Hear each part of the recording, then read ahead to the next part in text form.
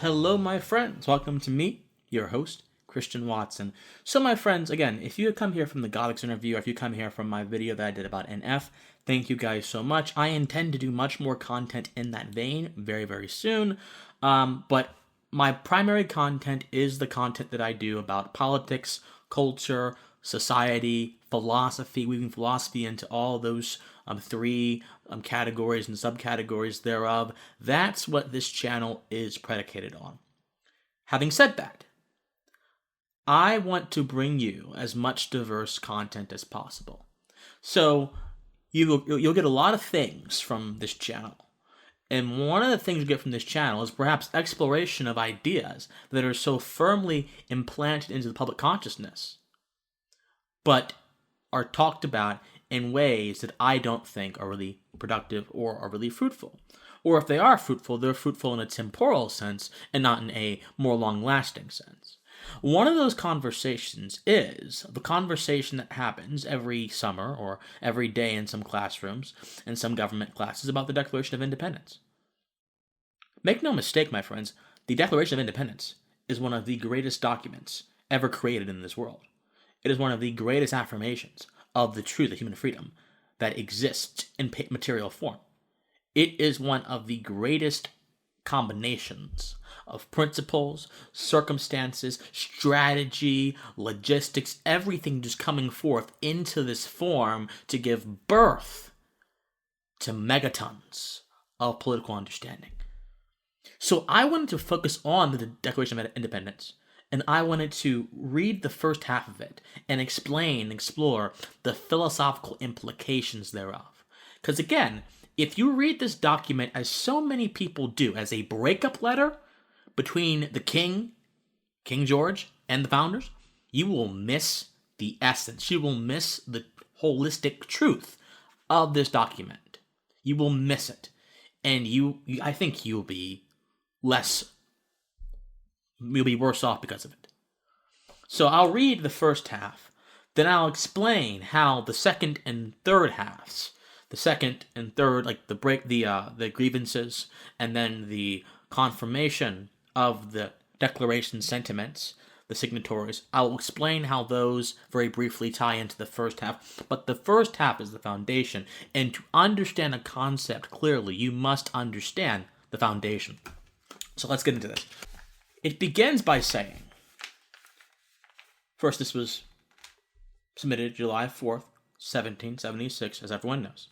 It begins by saying, when in the course of human events, it becomes necessary for one people to dissolve the political bands which have connected them with another. Hold on.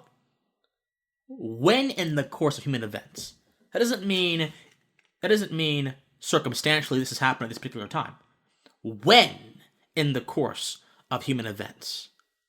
So Jefferson, who wrote this document, was very much in pursuit of the belief that this occurrence could potentially happen again and again and again. So instead of just saying, no, in this instance, he said, when in the course of human events, which confers this sort of timeless quality to the document in all of its sentences that are contained beneath that phrase. When, in the course of human events, it becomes necessary for one people to dissolve the political bands, the things that tie them together, which have connected them with another, and to assume the powers of the earth, the separate and equal station to which the laws of nature and nature's God entitles them. Okay, so we have two things going on here. We have the timeless aspect, and we have the sort of weaponization, utilization perhaps, of the laws of nature and the powers of the earth. So for those of you who are not really familiar with natural law is essentially a theory that there is this sort of framework of being, this sort of framework of happening that animates the human being's body that can be traced in things external to us.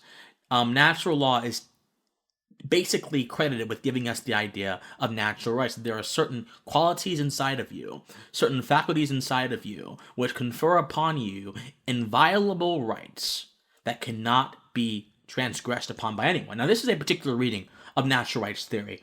There are other natural rights theorists, like Hugo Grotius, who personally believe that you can sell your rights. You can, you can give these things away.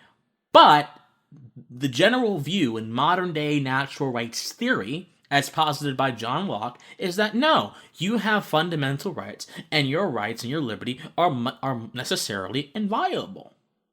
So he's saying, take this objective quality that we have here, conferred upon us by the laws of nature, and manifest it in the human realm. So, what's happening in the first few sentences of the Declaration is we are reaching up here. We are reaching the stratosphere, and we are manifesting what is in the stratosphere, what is outside of human understanding, which is outside of our necessary comprehension, but what is bound up within our bodies, which are bound up within our sort of spiritual essences. We're taking that and we're inserting it into the world. So this document here, my friends, is not just a political prescription. It is a spiritual document. Let's keep going. So, it entitles then, a decent respect to the opinions of mankind requires that they should declare the causes which impel them to separation. So, there is an aspect of honesty that is necessary to the utilization of the laws of nature and nature's God. So, natural rights, having rights, my friends, according to this document, is not simply you having these qualities that cannot be infringed upon, or you having these qualities which define certain things about you. No. Having rights, the proper understanding of rights theory, will have you understand that to have rights, you must be responsible. And the rights themselves precede responsibility, and therefore give birth to it. Rights, my friends, are not just these abstract quantities. Rights are what allows you to live morally and responsibly. And Jefferson is saying the same thing in this document. Now, of course, this document is duly inspired by John Locke and by the natural law theorist of days old, but what we're going to focus entirely on Jefferson's sentiments here. Because again, inspiration is not the same thing as copying. So here's the famous part of the Declaration. We hold these truths to be self-evident, that all men are created equal, and that they are endowed by their Creator with certain unalienable rights, that among these are life, liberty, and the pursuit of happiness. That to secure these rights, governments are instituted among men, deriving their just powers from the consent of the governed.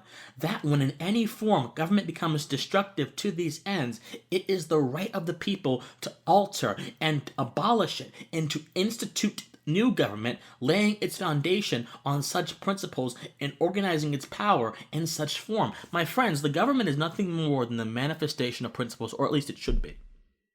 A lot of people believe the government is a caregiver, or the government is someone that is meant to do something, meant to compel virtue, meant to compel this idea of good character, meant to compel charity. Many people think the government is itself a moral actor, but the government itself is not a moral actor. You are the moral actor. Aristotle had this idea that the community and the government is what makes the good man. But the Jeffersonian document here is one of the biggest repudiations to Aristotelian political theory, because Jefferson's saying, no. The government doesn't put goodness inside of you. There's something divine out there, and that divinity informs the government. That divinity informs the manifestation of government, and that divinity is what you can look back to see if the government is following its proper role. And so he goes on to say, that when any form of government comes, so he mentioned something very important here, though, because as I mentioned, responsibility is integral. It is absolutely integral to the manifestation of the powers of the earth, which ensure natural rights are protected. But responsibility is also integral when trying to manifest the proper government as well. Because Jefferson goes on to say here that prudence indeed will dictate that governments long established should not be changed for light and transient causes. So, if there is a particular interest or a particular fleeting thing that is happening, that's not enough to challenge the government. It has to be rooted in the divine principles of natural right and natural law. Which is why this Antifa stuff that wants to abolish the government, to defund the police because of transitory causes, because of perceived systemic brutality from the police. Not saying that the police don't do brutal things, sometimes they do, but to try to ruin an entire profession because a few people do a few bad things, rather than actually addressing the thing that the profession is struggling from, which is over government regulation, that is a light and transient cause. You can't get rid of the government because of that. And accordingly, all experience have shown that mankind are more disposed to suffer, while evils are insufferable, than to right themselves by abolishing the forms to which they are accustomed. But when a train of abuses and usurpations, so basically he's saying suffering happens, and we are disposed to suffering. Suffering will happen. Suffering is inevitable. But when a long train of abuses and usurpations, pursuing invariably the same object of evinces, a design to reduce them under absolute despotism, it is their right, it is their duty, it is their duty, it is their duty, it is their duty. Pay attention to that. It is their duty. It is their duty to throw off such government and to provide new guards for their future security. Such has been the patient sufferance of these colonies, and such is now the necessity which constrains them to alter their former systems of government. The history of the present King of Great Britain is a history of repeated injuries. Okay, we're going to stop right here. So he stated all the principles. Now he's saying, this is how the principles manifest in my situation. It is not resistance to tyranny, resistance to evil is not simply a procedure that happens when you are uncomfortable. Nor is it a procedure that is optional. For Jefferson, resistance to tyranny is a duty. And that duty, as understood in the previous utterances of the beginning of the Declaration, is bound up in external understanding. It's bound up in adherence to the natural law. It's bound up in that. The Declaration of Independence is a great repudiation of materialism. It's a great repudiation of things that seek to reduce the human being to the force of government. It is a great repudiation of a sort of understanding of positive law, which basically says that the law, I can use the law to create morals, I can use the law to create values, I can use the law to give you rights. It is a repudiation of positive rights, basically says that the rights are things that are given to you by the government. It is a repudiation. My friends, the Declaration should not simply be seen as a political document. It is a spiritual document. You have a duty to your humanity, an ontological duty. You have a duty to ensure that certain laws that are external to the government are followed, and the government is a manifestation, is contingent upon those laws. You have a duty. That's how we must understand the Declaration of Independence. And so, they, after going through the grievances, they are very clear to say that we mutually pledge to each our lives, our fortunes, and our sacred honor. After they said that they're going to abolish the connection to the crown. Now, the question here becomes, there are a lot of questions that are thrown in the Declaration. Oh, well, how in the world did they not account for slaves? How in the world did they not account for X, Y, and Z? But people who say that don't understand the Declaration. The Declaration, again, is a manifestation of principles. And the principles themselves are being perfected in real time. The principles themselves are outside of the purview of human understanding. If you accept that to be true, even if you don't believe in a God or you don't believe that there is a mystical quality of these things, if you accept that there are certain things which transcend mortal understanding and there are certain things which are not subject to moral jurisdiction, then you should understand quite easily, without any contradiction, without any trouble, without any strains in your mind, you should understand that a lack of an individual's ability to manifest and follow principles is not a direct jab against those principles themselves. In fact, a lack of coherence with the Declaration is precisely why many of the founders were flawed. And guess what? As a human being, we are flawed. As a human being, there are things that you will allow to happen to you, or things that you will do that are manifest shortcomings. But the best thing is that, again, those circumstances do not have to be your destiny, because you are a free, an ontologically free individual. The Declaration does not just mean that we have rights or that we are strong and we are rebellious. The Declaration means that there is a spiritual quality to your freedom, and that there is a duty you have to yourself to ensure that anything that impinges upon your ability to live freely and vivaciously by use of force or whatever is throttled once and for all. It is the fundamental assertion of human independence.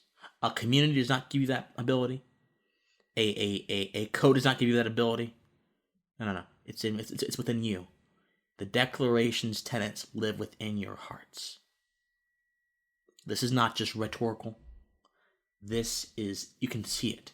You can see it in your action. Freedom does not exist because you say it exists. It is not an illusion. It is not a rhetorical device. Freedom, liberty, is quite literally the self-animating principle of existence, my friends. You are free because your actions, the fact that you are talking, the fact that you have the ability to walk around, these things confirm liberty. And funnily enough, to reject that these things confirm liberty is to, in itself, attempt to use liberty to reject liberty, and is ultimately a violation of the law of non-contradictions. So, ultimately, my friends, don't simply read the Declaration as a breakup letter or as an assertion of rebellion. Read the Declaration as a fundamental spiritual document which asserts the true nature of who you are. Think on it. As always, my friends, I love you, and please, stay pensive. Hey guys, if you enjoy this message, please be sure to support my channel through PayPal. My PayPal is @officialcwatson, as you see on the screen. Any amount helps. Thank you so much, and stay pensive.